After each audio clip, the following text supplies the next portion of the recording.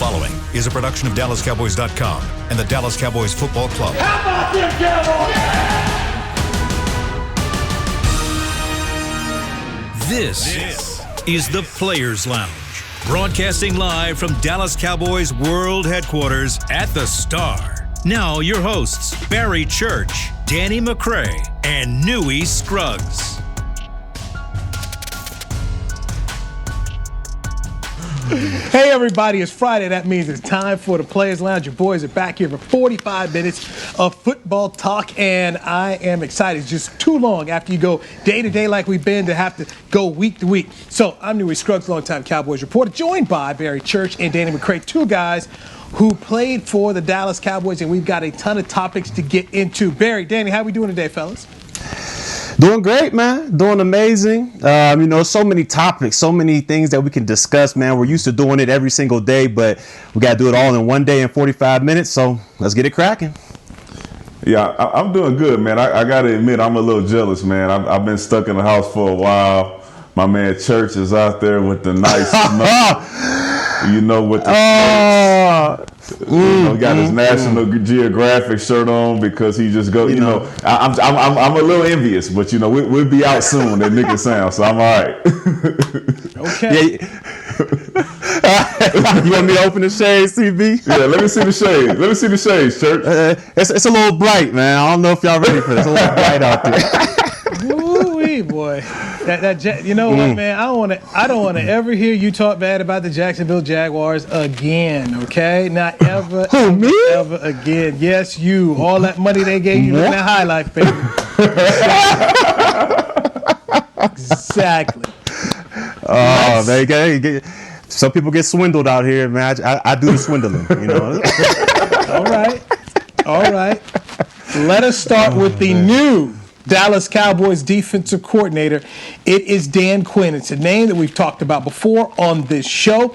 Dan Quinn comes over from the Atlanta Falcons, where he was the head coach. Helped take the Falcons to a Super Bowl, a game they should have won. They were up 28-3 against the New England Patriots. That was a defensive game, by the way, he was calling. So he takes over from Mike Nolan, who was an absolute failure, just 1 year with the Dallas Cowboys. All right, this real simple question, guys. Are you drinking the Kool-Aid that Dan Quinn is the defensive coordinator now, as he's supposed to go do a 4-3 and make this defense simple? I'll start with you, Church.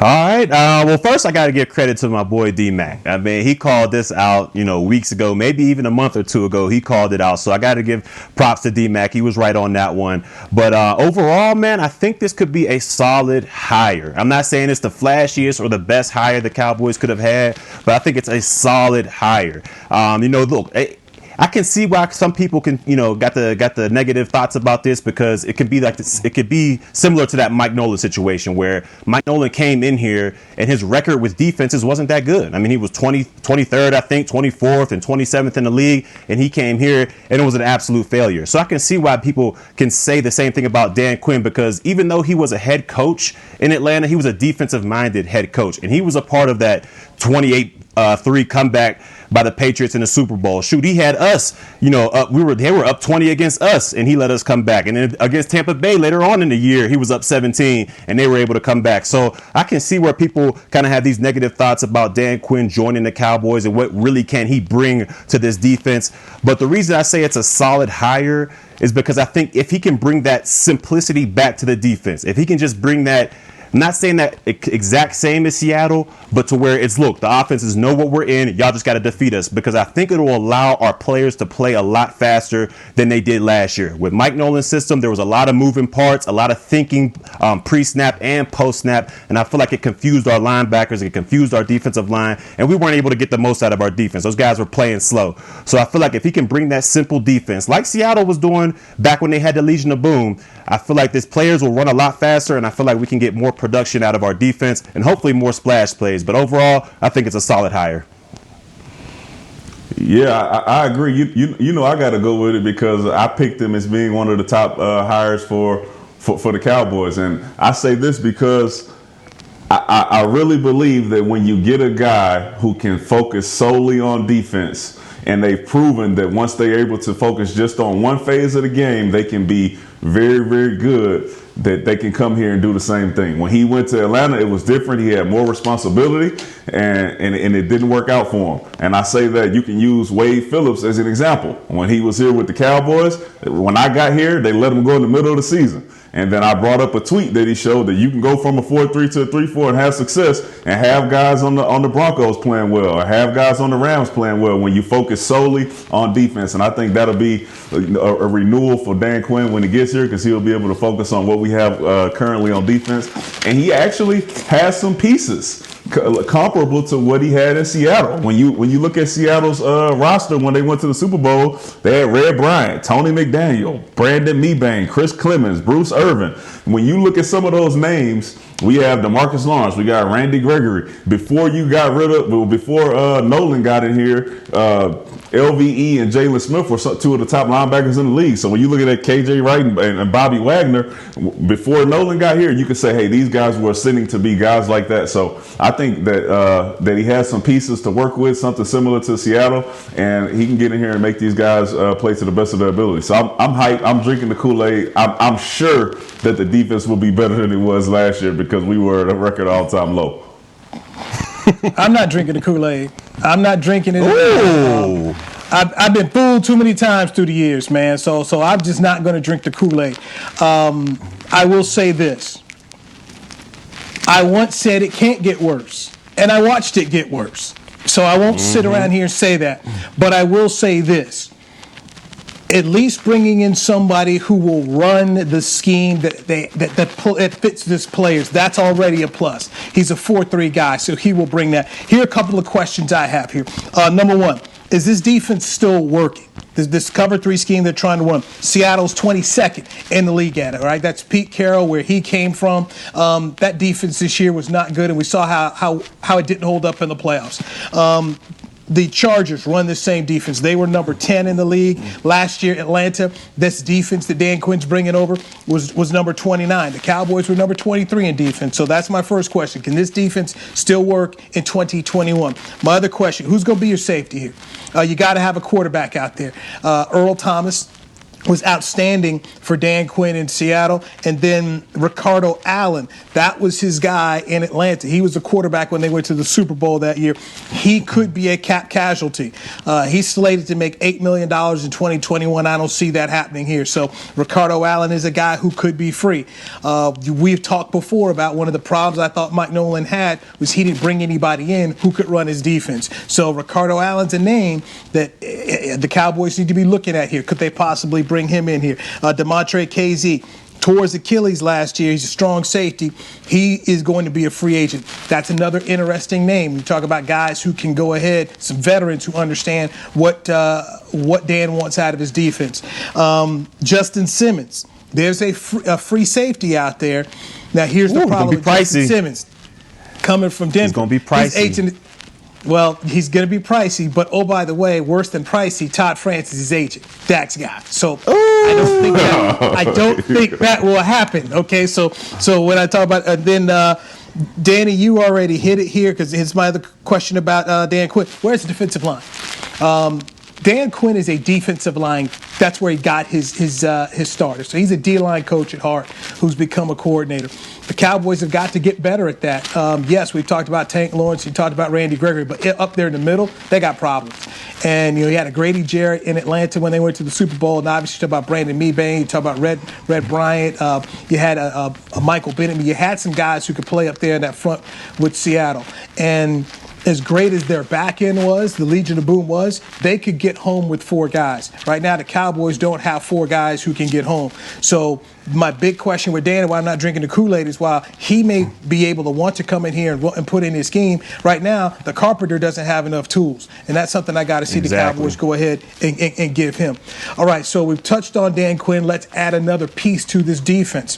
They are bringing in Joe Witt Jr. He's going to be their passing game coordinator, and he'll be a DB coach. I'm not sure which DB coach is leaving, be it Maurice Lindquist or Al Harris. Part of me thinks Al Harris may stay because that's a guy who Mike McCarthy had a working relationship with, and he played for Mike McCarthy. The thing I keep hearing about Joe is that he's a teacher. And on the Players Lounge podcast, brought to you by Hotels.com, Danny and Barry, you guys consistently talked about who's teaching these guys. Apparently, he's a teacher. Whit comes from Atlanta, where he was with Dan Quinn, and he previously coached with Mike McCarthy at Green Bay. So I right there on that move, I like that because at least the defensive coordinator has a guy who can worry about the back end, who he can trust and knows the head coach can trust him too. And then Quinn, we know he can go ahead and help operate on the front. And I think they'll be, and of course we know they'll be looking for a new D-line coach since they got rid of Tom Sula. So McCray, your thoughts on Joe Vitt Jr. coming in here? Listen, I'm kind of indifferent to it, man, because I think Dan Quinn's defense is simple enough, and I think that he'll be focused enough to be able to teach it. I think it's a plus that you have a guy with that type of experience that you've already coached with, that knows really what you want and how you want it to be taught. But I don't really know enough about the guy to say that he's going to be head and shoulders over what we currently have. But he's had some success in Cleveland. He had some success in Green Bay. So, I think he has a good chance to be better than what we currently have. But I'm not sure about him. We'll have to see. But like I said, I'm all in on Dan Quinn. For me, they have to. If you're going to bring in a guy like Joe Witt, and from what you said, Newy, he's supposed to be like, there's a teacher, this guy who can really teach the system and philosophy. If they're going to bring a guy like that in, which they've already done, they're going to have to keep Al Harris. They got to keep Al Harris because, Danny, you can attest to this. When you're in a room with simply a guy that is just a teacher and who has never really been out there in the field or in the trenches, guys don't really listen to that. I mean, we had a guy in our secondary room by the name of Joe Baker. He was, great friends with, Jason Garrett and all that. And he was a Princeton guy, and he was so, smart. He knew all the X and O's, and he was a great teacher of the game. But when it came to the on-field, he just didn't get it. He just didn't understand that you had to anticipate things, or why aren't you standing a yard outside the hash? You should be a yard outside the hash. But your instincts kick in. Even if you make the play and you're not where you're supposed to be, he's upset about it. So to me, they've got to keep Al Harris in there, someone that the players can relate to, someone that the players can go up there and say, hey, man, Al, how did you play this when you were here? You were a successful corner in the league. How did you play this? And I think guys they'll listen to Witt, but I feel like they'll relate more to Al Harris. So I think they have to keep him in there to keep that secondary room just accountable and just together as one. Because like I said, Danny, you've been there when it was just one teacher in there that really never played the game. It's hard to keep veterans and it's hard to keep guys' attention like that. So they got to keep Al Harris if they're going to bring Joe Witt in. Church, hold on. Listen, this why I said I don't know enough about the guy. And then you went out there and compared him to Joe Baker. Listen, I don't know how good I feel about keeping any one of current DB coaches that we have just based off what we seen last year. But like I said, we weren't able to be as close as we usually are and hear what we usually hear from inside the locker room because of COVID. So I'm not really sure who's really at fault with it. But if you say we need to keep Al, I'm cool with keeping Al. But I don't think Joe Witt is anything like Joe Baker. Just looking at the photos and hearing the pedigree that he had previously before he got here, I don't think that's the same. Not shots against Joe Baker, but we know he didn't play. So kind of that connection that you had as a current and former player wasn't there. But I'm not going to compare him to Joe Witt. Goodness gracious. One of the things that I had thought about with Dan Quinn and coming to the Cowboys and people talking about simplifying the defense. When you run a quote-unquote simple scheme, you need great players. And yep. I had some conversations with John Randall, Hall of Fame defensive end, played the Minnesota Vikings, played for Tony Dungy, that defense that he went on to Tampa and took, and that Tampa too. They had great players. He had a Keith Millard up front, had John Randall up front. You had Chris Dolman. And then you go and you look at another defense that Tony Dungy was a part of. Tony played on the Steelers Super Bowl 13 team, which included that steel curtain. We talk about just, a simple scheme, but you had great players. You had Joe Green, Jack Ham, Mel Blount, Donnie Shell. And then that Tampa defense that he had helped build down there had Warren Sapp, Derek Brooks, Rondé Barber, Simeon Rice, John Lynch. So you want to run a simple defense, you need great players. And you go back and you look at the Atlanta team that Dan Quinn coached that year. They had a special defense, and they had some really good players in it. J.D. Garrett, Vic Beasley had a good year. You had guys who made some plays. And then, of course, we all know what they had in Seattle, the 2 Super Bowl teams that Dan was a part of. One that won a Super Bowl, then the second one, they didn't win it, but it wasn't his fault because it was the offense that lost that game, not the defense. So that's where the Cowboys are at. You've got to give the carpenter better tools. They do not have enough right now, and that's going to be something that we have to dive into. All right, let's take our first. Go ahead, Danny. I was about to say, no, listen, hold on. Before we go, because I just want to run through what we currently have and what we think Dan Quinn could work with, all right? Because I know it seems like we don't have that many pieces. But if you look at the way he's able to get the most out of the players that he has on the roster, like he did in Seattle, you look at a guy like Tank Lawrence, you look at a guy like Randy Gregory, you look at the up-and-coming star Neville Gallimore that Church says is there. You look at a Trayvon Diggs who has the potential to be a really, really good corner if you get him in the right scheme. We all talked about Cedric Wilson and how he could really be a good player if you got the right coach around him and put him in the right position to make certain plays. I think if you get guys who are not necessarily all pros, but they know where to be and they know how to hustle and make tackles, which is what you have to do when you play a predominantly zone scheme. You have to know where to drop. You have to have your eyes on the quarterback, and you have to be able to have the instincts to break and drive and make tackles. I think that some of the players that we have on here, I think he has enough to start with. Now, you still have to go in and draft some guys, but as far as having a starting point, I think it's pretty bright for him.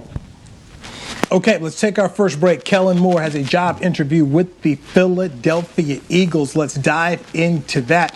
Newy Scruggs, Barry Church, and Danny McCray are joining me. It is the Players Lounge. We do it every Friday at 11:30 Central Time right here on DallasCowboys.com radio. Hey there, Cowboys fans. With Tide Cleaners at-home pickup and delivery, cleaning your clothes has never been more convenient. Simply sign up at your local store, set out your dirty clothes, and one of our Tide Cleaners professionals will come directly to your home for a totally contactless experience. Your clean garments will be returned promptly the next scheduled delivery day, so skip the errand and enjoy life, not laundry. Visit TideCleaners.com or your local store to sign up for Tide Cleaners at-home pickup and delivery today.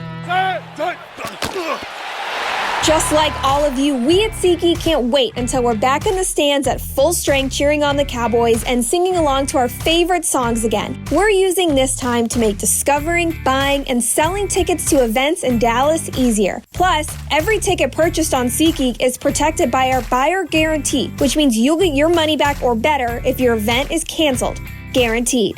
Download the SeatGeek app today, and when the time is right, let's go. SeatGeek. The Cowboys way, where 16 Hall of Famers and 5 championships shows us what success looks like. Where turkey is always the second best part of Thanksgiving Day. Where we are all defined by one single thing, the star. Where we as fans know it's our job to keep the tradition going. Bank of America is proud to be the official bank of the Dallas Cowboys and to support the quest of living life the Cowboys way. Copyright 2020, Bank of America Corporation. We're back with a tasty treat that's sweeping airwaves and taste buds. It's new Dr. Pepper and Cream Soda. Let's take a listen. Dr. Pepper and Cream Soda's here. A new combo that's music to my ears, okay. Let's play. Cream Soda and Dr. Pepper time. Pour it in a glass of ice. Ah, music to my ears and mouth. New Dr. Pepper and Cream Soda. A delicious duet. Back to the Players Lounge.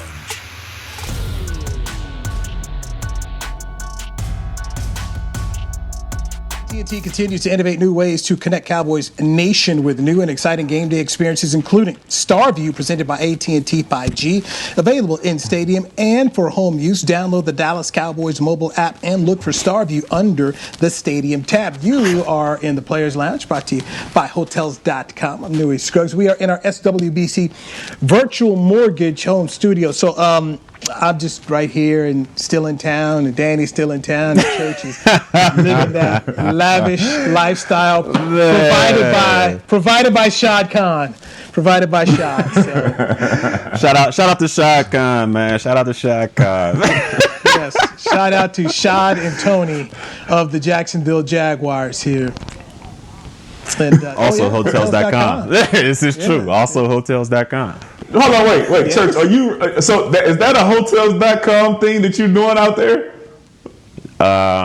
It can be. Okay. It is. Hey, shout out to hotels.com. My bad. Shout out to hotels.com. Yeah, shout out to them. That's the hook. That's the plug.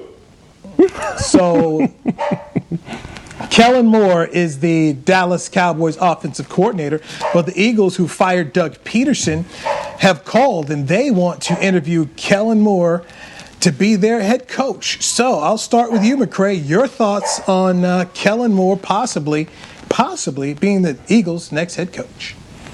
Listen, I don't want to sound like I'm just beating down on Kellen Moore. My real issue with Kellen Moore is that I want Mike McCarthy to take onus over calling the plays. I think Kellen Moore can really call plays, and if they're looking at guys like Sean McVay and like young guys who come in and bring something new to these teams and get them energized, then yeah, go ahead and go to the Eagles. Let Mike McCarthy call these plays and focus on getting the ball to my man 19 and my guy 21. I think it's a good fit for him, and really that'd be shout out to Kellen, because if you look at where he came from so quickly, it'll go from was it quarterback coach, offensive coordinator, and then head coach, and possibly head coach of a college team. Like, this is all within like 2 to 3 years. So shout out to him, man. Like, he's doing something right, and people are really liking what he's doing.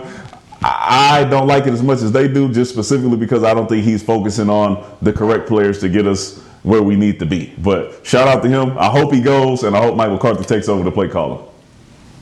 Yeah, I'm with you a little bit on this one, D-Mac. Selfishly, I hope he goes to Philly, because I wasn't a huge fan. I was not a huge fan of the way he called plays. Too many times this season, we'd be on the players' lounge. Why did we do this on 4th and inches? Why did we throw a hitch on this one? Why are we doing this? Why are we in 5 wide receivers in the red zone when we got a $90 million back in the backfield? It's just a lot of different things, a lot of different head-scratching moments that caused me to say, hey, Kellen Moore, I'm just not a huge fan of his play-calling ability. So hopefully, he'll go out to Philly, have a great interview, and they hire him. But like McCray said, man, talk about betting on yourself. This is a guy that was he was a third not round pick, but he was our 3rd overall quarterback on the depth chart. Through injuries, rose up, played a couple games, decided, hey, I want to be a quarterback coach. Went from a quarterback coach, fast track to OC. Now he's declining head coaching jobs in college, and then we got NFL cats giving them jobs out here. So, I mean, talk about betting on yourself. This guy has had an amazing run these past 2 or 3 years, just climbing a ladder like I've never seen it before. So shouts out to him as far as his work ethic. But look, I hope Philly hires him, because like I said earlier, I'm not a huge fan of his play calling. I don't think he got the ball to the stars enough this year, but we'll see. That's a lot to take on as a head coach. As an offensive coordinator, you are focused on one side of the ball. I gotta focus on this offense and being the most productive offense we can do. When you're a head coach, you got the defensive side of the ball, offense, special teams. You got to assemble your own crew as a coaching staff. So, I mean, there's a lot to go in there as a head coach, and hopefully he's ready for that. No, whose coaching tree is he a part of? He's a part of that Garrett, I think. He's the first part of that Garrett tree. I want to hear Newy say it. I want to hear Newy say it. What Church said. Oh man, he's that first limb, man. He's that first tree branch coming out, and we know what that means. He won't be getting a job. Nope. Oh man, there you go. There you go. Church, he cannot admit anything. Matt Eberflus ain't getting nothing right now. Look, to me, this is a great opportunity both ways. It's a great opportunity for Philadelphia to try and get inside the mind of Kellen and what he was doing with the Dallas Cowboys and their offense, and what he did to really make Dak Prescott surpass Carson Wentz. That whole who's better Dak Wentz debate, that thing is done. Also, whoever takes this job, your job is to come in and fix a broken Carson Wentz and deal with a salary cap bloated football team with a bunch of aging veterans. And I just don't think if I'm Jeff Lurie, that's where I would go. to bring in a first-time head coach who's got less than 6 years NFL experience coaching. So I just don't see that happening. But look, Al Davies used to bring in guys all the time, and he would want to pick their brains about where the Raiders should go and what they should do. He did that with Sean Payton, ended up offering Sean Payton the job, but Sean Payton didn't take it. I remember at the time Bill Belichick interviewed with Al Davis, and Belichick had reportedly told Al Davis, "You're not hiring me. You're just picking my brain." And Al Davis kind of smiled like, "You're right," because Al usually hired offensive guys because Al was a defensive guy, so he wanted to hire offensive guys because Al felt like he could go ahead and pick players and do that thing. So I think this is a good opportunity for Philadelphia. It's a good opportunity for Kellen Moore. So if you're Kellen Moore, you're up there, you're trying to pick their brain to figure out what is it that's going on here, because you got to go face these guys twice a year. So I expect Kellen Moore back is the bottom line. So I don't think Kellen Moore is going anywhere at all. Newy, quick question, Newy. How? I just want to know how Kellen Moore was able to rise up the ladder this quick. Like, I don't know if I've ever seen something like this happen this quickly. Like, you went from a backup Q to quarterback coach to OC. I mean, it's just so much steps in such a short amount of time. Like, how does this happen? Is it who you know? Is it who you know? Like, what you think? It's the Cowboys, and we've already seen it happen. Jason Garrett, we saw it happen. Jason Garrett was on Nick Saban's staff as a quarterback coach. Then the Cowboys hired him as a coordinator. He'd never called plays. And then after calling plays for 1 year off a 13-3 team, Atlanta offered him their head coaching job. Baltimore offered him their head coaching job. He turned it down because Jerry Jones signed him to a big old fat contract to keep him and basically said, "You'll be the Cowboys' next head coach." And the same thing happened to Kellen Moore. Okay, we've seen them do this. You think about this.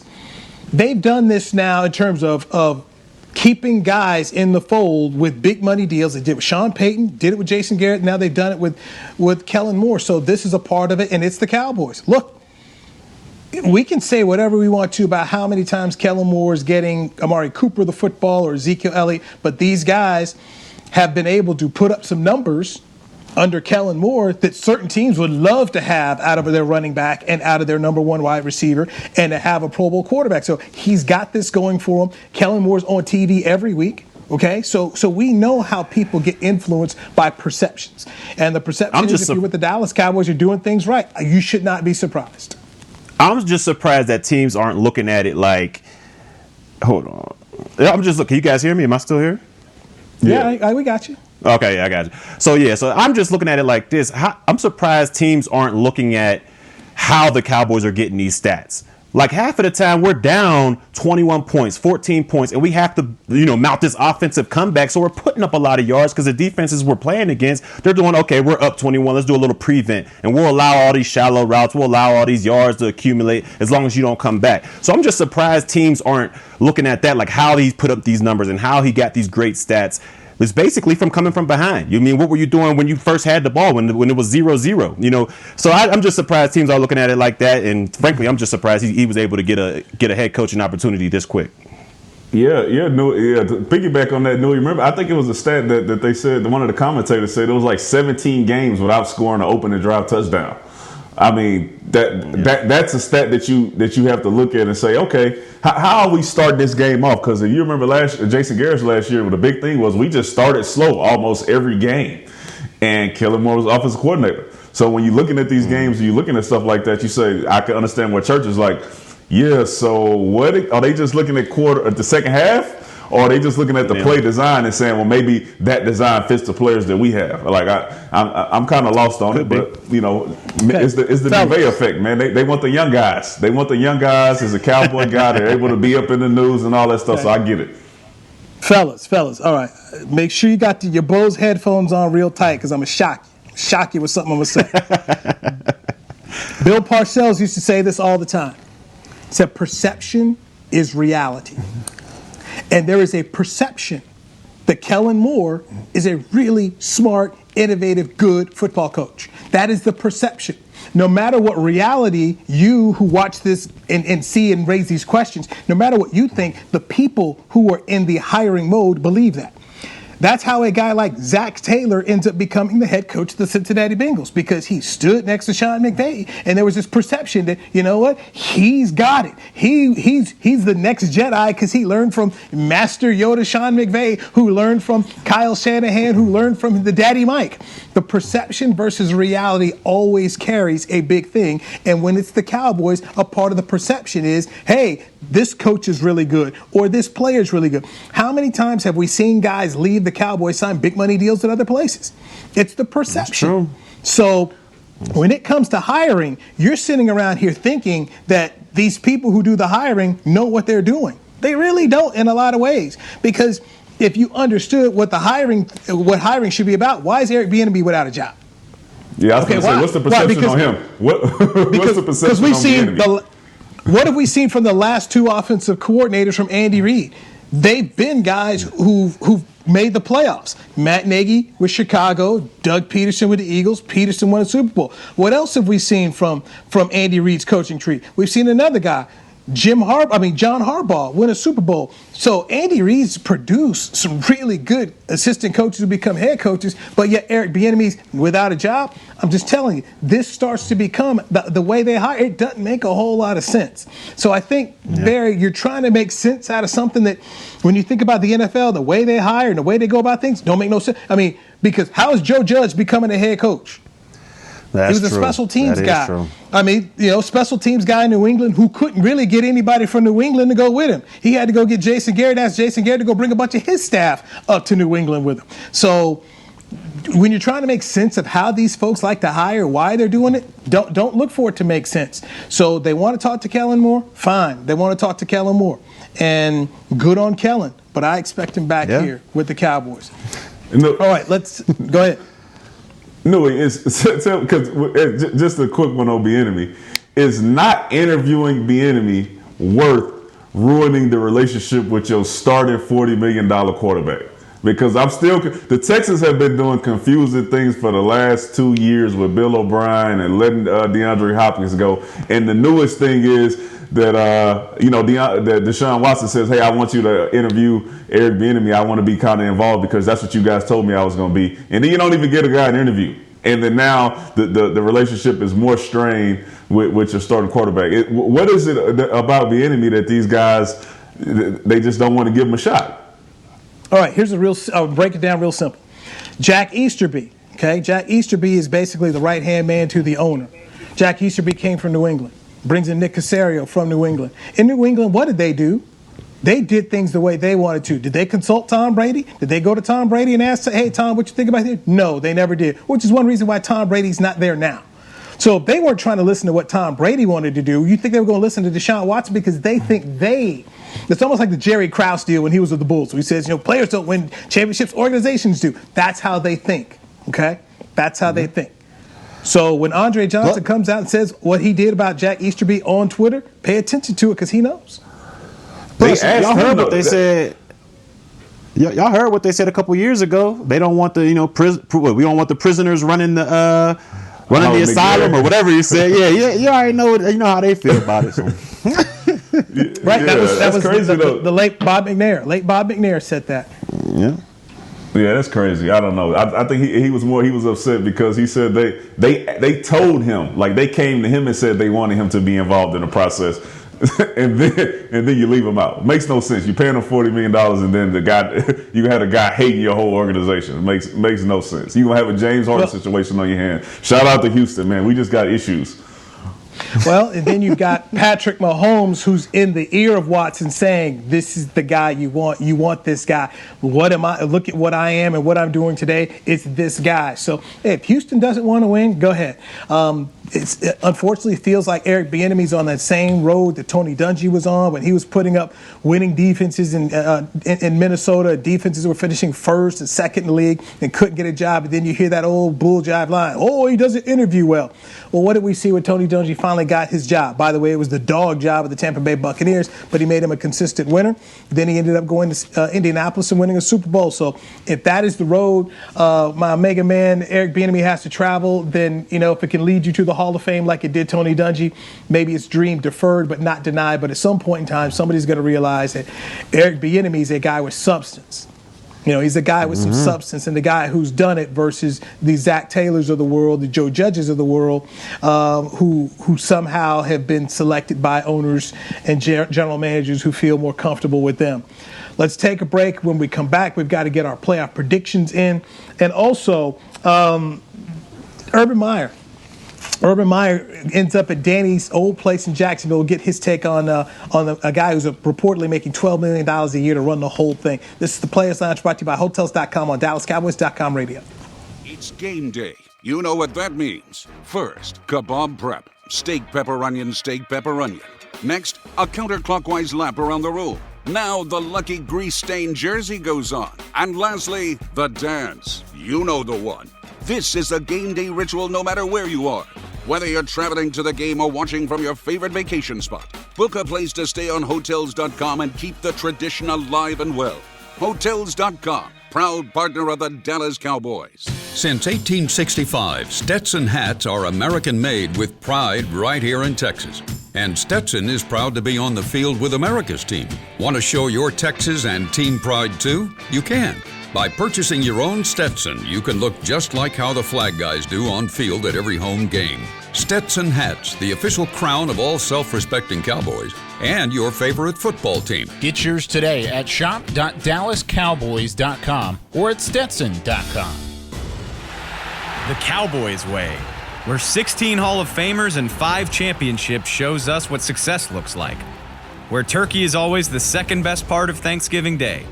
Where we are all defined by one single thing, the star. Where we as fans know it's our job to keep the tradition going. Bank of America is proud to be the official bank of the Dallas Cowboys and to support the quest of living life the Cowboys way. Copyright 2020, Bank of America Corporation. Hey there, Cowboys fans. With Tide Cleaners at-home pickup and delivery, cleaning your clothes has never been more convenient. Simply sign up at your local store, set out your dirty clothes, and one of our Tide Cleaners professionals will come directly to your home for a totally contactless experience. Your clean garments will be returned promptly the next scheduled delivery day, so skip the errand and enjoy life, not laundry. Visit TideCleaners.com or your local store to sign up for Tide Cleaners at-home pickup and delivery today. Back to the Players Lounge.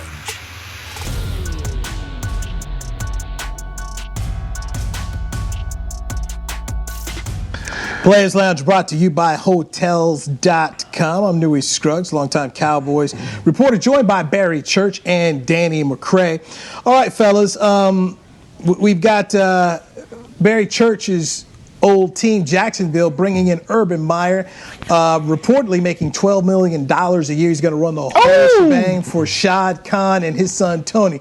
Church, your thoughts? Look, I'm gonna be honest with you. I think this one was a good hire, man. Because look, he'll sell tickets. Because I mean, if you think about it, Jacksonville is a college. It's basically a college town. It's an SEC town. We love college guys. We love all this. So you bring in Urban Meyer in there. He's gonna sell you tickets, and you got the first overall pick. So you're probably gonna take Justin Lawrence or whoever his name is, Lawrence, and then you also got over $100 million. Trevor Lawrence, and you also have over $100 million in cap. So you got a whole bunch of people that are going to want to come down there because there's no state tax. So he'll have his pick of free agents. He has the first overall pick plus 11 more picks in this draft. So he's going to have the ability to make this team his own. And Jacksonville, they needed a culture shift. They needed someone to come in there and switch the whole culture from this losing attitude. And maybe this is the guy that can come in and do it. The only thing that concerns me about Urban Meyer is that wherever he's been, there's always been a stacked team. In Utah, he was with Alex Smith and those boys. When he went down to Florida, he had Percy Harvin, he had Chris Leak, he had Tim Tebow, he had that whole shebang. When he was tired of that, he went up to Ohio State. They were loaded. And to me, there's two things that worry about me. Is he just a guy that can coach, stacked teams? So is he that good of a coach? And also, how invested is he in this? Is he going to go out there and after a few years say, you know what? I'm tired of this. I'm going to retire, like he did in Florida and like he did in Ohio State. So those are the only two things that concern me about him. But overall, I think it was a solid hire, and he could bring Jacksonville back on the map. Yeah, I think it's an okay hire. I mean, we just got through talking about Bieniemy, so I still think that there were better choices out there for Jacksonville. But the main thing about Urban Meyer that concerns me is his health. I mean, if you think you had problems in college, Go out there to Jacksonville, where now the expectation is going to be that you are the guy who's supposed to turn things around, and you have all the power to make all the moves, and they're putting all the onus on you to get this organization right on track.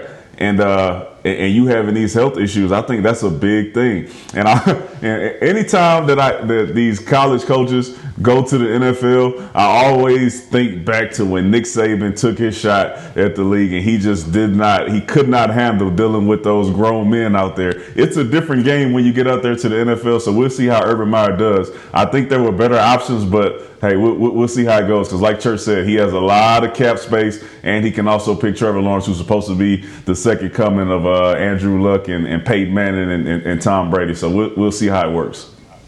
Well, for $12 million a year and total autonomy and the ability to pick your GM, I could see why he did it here.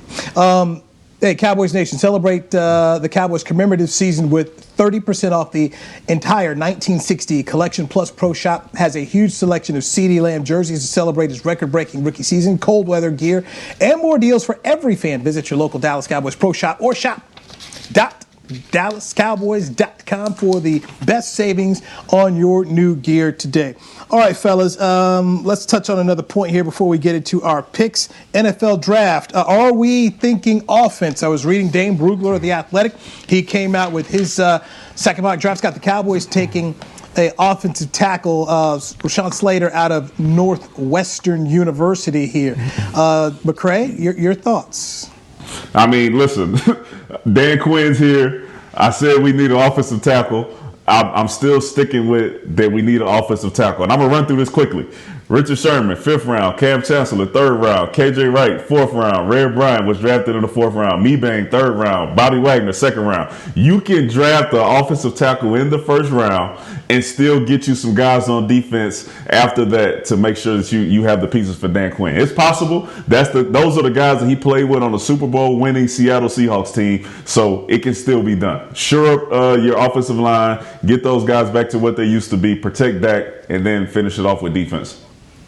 This is crazy to me, man. I just can't believe it. How bad our defense is. Every single year this comes around, where right when the season ends, man, we need defense. We need defense. But as the off season gets along, you start hearing creep. Oh, this guy might be available. That guy might be available. Hey, our offense can get a lot stronger. Man, we are going to be 8-8, 9-7 for the rest of our lives. Man, our cap's going to be destroyed with this Dak Prescott deal. I mean, we need defense. We need help. And you're going to put so much pressure on Will McClay to hit on these draft picks. It's ridiculous. But hopefully, Dan Quinn got the juice and he can do something with these players that Mike Nolan wasn't able to do. We will see. But we're going to be under a lot of pressure, man, for sure. One of the issues that I would love to know is how the scouts are changing the types of players they're looking for based on what Dan Quinn wants. And we know Dan Quinn has a defensive background on the defensive line. I've got to think he's looking at this D-line right out of the gate and says, I need some help. So do they do it in free agency? And I think so much of what happens in the draft will depend on what they do in free agency, which goes back to when do you sign Dak Prescott here? So I think the 10th pick in the draft could be in play. And the reason I say in play for the Cowboys is if there's 4 quarterbacks that people are talking about here and even 3 quarterbacks to go in the first round, one of those guys could end up at 10. Go back to Patrick Mahomes. Patrick Mahomes was the 10th overall pick in the draft, but the Chiefs traded up to go get him. Green Bay last year traded up to go get that kid from Utah State, Jordan Love. So even Deshaun Watson, that was where Houston traded up with Cleveland at 12 to go get him. So I think if you're the Cowboys and you sign Dak Prescott to a huge deal, you've got several needs, okay? Not just cornerback. You got needs on the defensive line. They could possibly drop down, add extra firepower, and still get someone they like and possibly get somebody on that defensive line. So right now, before we get to free agency, I'm going to say the Cowboys are going to move this pick. We got to get to these NFL picks because we can't delay Church from getting out here and doing his thing on the slopes. I'll tell you what, man. Well, you tell you what, it's true, okay? We didn't lie to you. So the Rams are at Green Bay Saturday, and Green Bay is a 6.5-point favorite. D-Mac, where you going? I'm going Green Bay to cover. My man Jared Goff is back out there with a broken thumb. I don't see him going out there and beating Aaron Rodgers. And I'm going to give them a 35-17 win over the Rams. Okay. I'm seeing it the opposite way. I'm seeing Aaron Donald, Michael Brockers. I'm seeing Leonard Floyd and those boys. I think they're going to get after Aaron Rodgers out there, and they're going to be able to do it with just rushing 4. And they're going to, do a lot of coverage back there. Ramsey's going to take away Devontae Adams. I got Rams winning this 24-17. 24-17. So Jalen, so you got Ramsey shutting down or at least limiting Devontae Adams, and okay, good stuff there. Give me Green Bay to win this thing 23-20. Saturday, Baltimore at Buffalo. Bills 2.5-point favorite at home. Church, where you going? Man, this is probably to me, this is going to be the best game of the weekend. I mean, you got two great offenses. Defenses are a little shaky, but man, this is going to be a great one. But you know what? Lamar Jackson's on a little bit of a roll. He beat his arch nemesis in Tennessee last week. I got to go Baltimore in this one, 28-24. This gonna be very interesting when we get back in here and do the recap. I'm going Bills. I'm going Bills 31-30, man. I think Josh Allen and Stephon Diggs are just playing too well right now. I think they're clicking on all cylinders. I think they have the defense to back it up. And unfortunately, Lamar Jackson will lose this one, but he did get his first playoff win, so it's sky's the limit for him after this year. But I think Buffalo is just rolling this year, so I'm going Bills 31-30. All right, give me Baltimore to win 24-21. Sunday, Cleveland at Kansas City. Chiefs 10-point favorite. D-Mac. 31-17.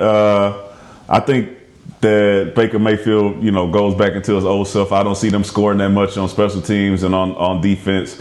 So I don't think they're able to put up that many points on the Chiefs. So I'm going to go 31-17. We know Tyreek Hill and Patrick Mahomes and those guys that they're going to do their thing on offense. So I think they cover. Okay. Woo! Well, you know what? I think the Browns are going to shock the world this weekend. I think Nick Chubb and I think Kareem Hunt, they're going to run the ball well. They're going to keep Patrick Mahomes on the sideline, and I think that's how they're going to do it. They're going to chew up the game clock. They're going to score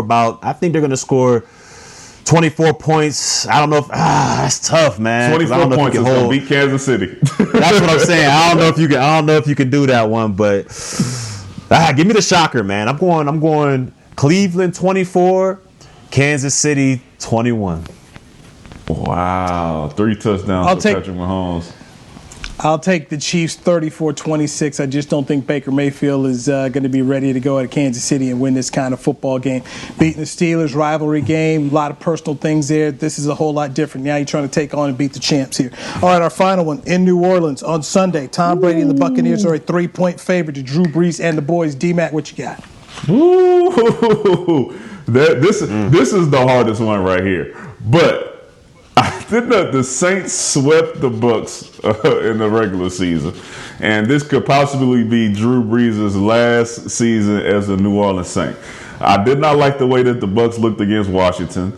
The Bucs have this tendency to go out and play really well sometimes, and they come out and they look really bad other times. So I'm going with my guy Sean Payton and the New Orleans Saints. 31-28, Drew Brees, fourth quarter comeback touchdown to win the game. Ooh, Church. This is going to be a tough one, man. But for me, it's extremely hard in the NFL to beat a team 3 times. So I know they got him twice already, but I got to go with Tom on this one. I got Tom winning this game 28-21, and I think he does it pretty easily. All right, give me the Saints to win it 31-29 to get it done here. Last week we did pretty okay in the picks here. Church, as usual, you picked some interesting ones, but so last week, Church, you were wrong on Indy. We both, D-Mac and I, have Buffalo. We all were wrong because Seattle let us down. We were all right because Tampa beat Washington. D-Mac, you had the Ravens. We all had the Ravens, and we won there. All of us picked New Orleans. We won there. We all picked Pittsburgh and lost there. And everybody was right about the national championship game as Alabama ended up winning. I was the closest one. I had Bama winning by 41-31. Greatest team in college football history. Hold on. No, we're not ending like that. Church, give us 2 minutes. Church, give us 2 minutes. He's not finna do that to us. Church got to go. Church, no, you got to go. Of all, Church, enjoy the slopes. No. Justin Fields. He's on family time. No. Church wants to draft Justin Fields next week. And we gonna crush that. No Justin Fields.